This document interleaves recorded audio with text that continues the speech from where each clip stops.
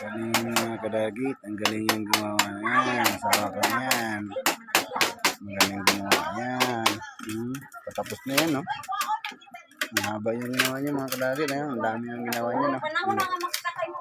Ngayon, patapos na rin yung isa.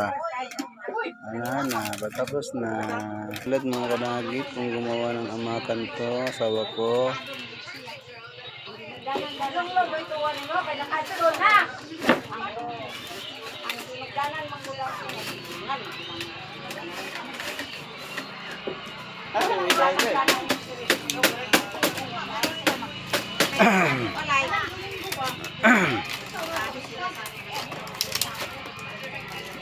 Isa,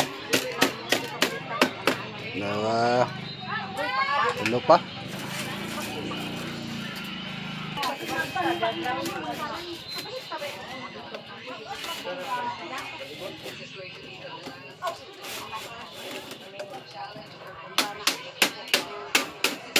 Lumaye, lumaye, lumaye, lumaye, lumaye, lumaye,